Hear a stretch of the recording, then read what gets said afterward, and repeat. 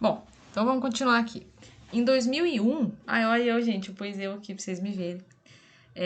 Em 2001, a alteração da lei, né, onde era a doação presumida, ela voltou a ser consentida, né, não deu legal não. Então eles voltaram a ser consentida. Então tem algumas pessoas que ainda têm no RG não doador, mas aí já foi recomendado que se atualizasse o RG e tudo mais, porque isso não procede mais, tá bom? Então agora é tudo consentido.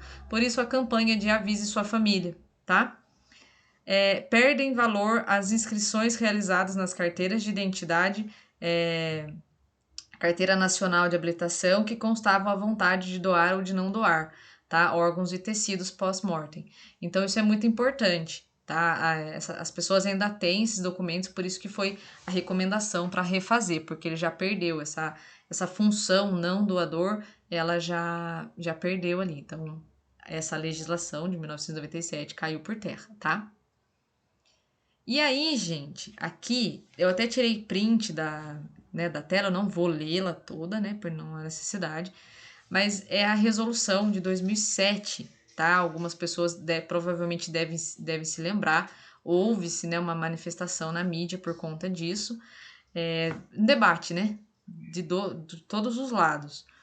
Dispõe sobre a legalidade e o caráter ético da suspensão dos procedimentos de suporte terapêutico quando da determinação da morte encefálica de um indivíduo não doador. Então, assim, se eu atestei que um indivíduo ele foi diagnosticado com a morte encefálica, significa que o encéfalo morreu, não dá para voltar. Entende-se que não há razões para que eu mantenha todo o suporte para mantê-lo ali, respirando através do ventilador, né? Através do aparelho, do ventilador mecânico. Portanto que eu vi uma entrevista certa vez com o médico e ele comentou que em certa ocasião a familiar falava, não, o meu ente querido ele tá vivo, ele tá respirando, eu tô vendo ele respirando, porque de fato, quando você entra na UTI e o paciente tá entubado, tá com suporte ventilatório, é possível ver expansibilidade torácica. Legal. E o médico falou, olha, então eu vou mostrar para a senhora tá vendo esse aparelho? E ele desligou o aparelho assim por alguns segundos. Quando ele desligou o aparelho, o paciente parou de ter essa movimentação. E ele falou, olha, tá vendo? É o aparelho que tá respirando, não é o seu ente querido. Né? Ele, por si só, ele não consegue, as funções cerebrais dele não existem mais. Então, é o aparelho que tá fazendo essa função. E aí o que gera, né, essa discussão é que as pessoas elas têm esperança, né, de fazer essa reversão, de que o parente vai acordar, de que a medicina vai achar um jeito, de que vai curar, enquanto que a gente sabe que não existe essa possibilidade nesse momento e pode parecer cruel, mas é um leito, né? Isso prolonga o sofrimento da família, tanto do parente que está naquela condição, quanto dos parentes que esperam vaga, por exemplo. Então, gerou-se esse questionamento na época. Hoje não se fala mais tanto disso, mas aí o Conselho Federal de Medicina estabeleceu essa resolução aí.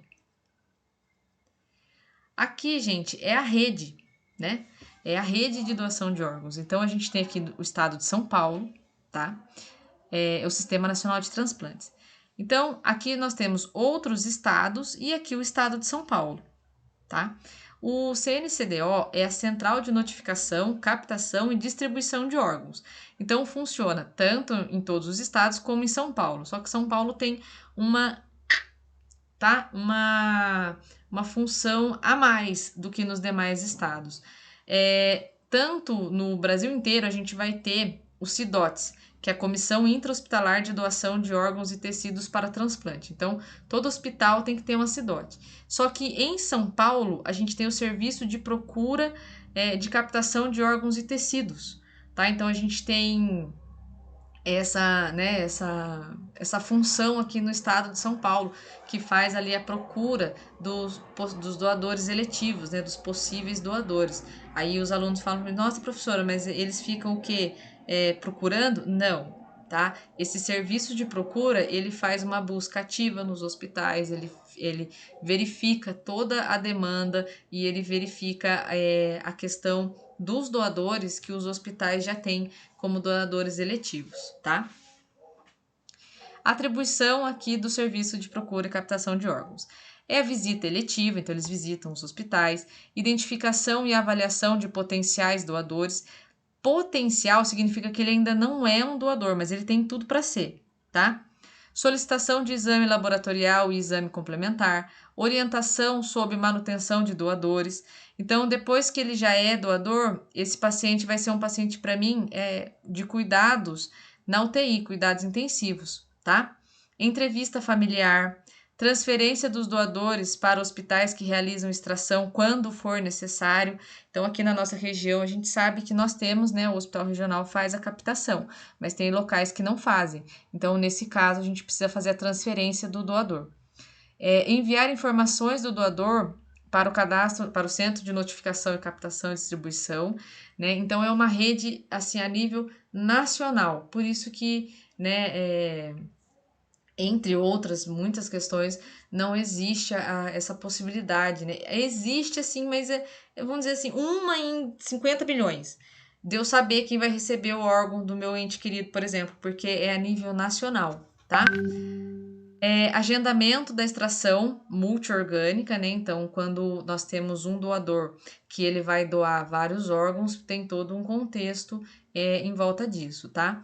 Ele coordena a extração multiorgânica, entrega de atestado de óbito, né, o IML, familiares, entrega o corpo condignamente aos familiares e ele participa da educação continuada. Então, esse sistema da captação de órgãos, continuamente, ele está evoluindo.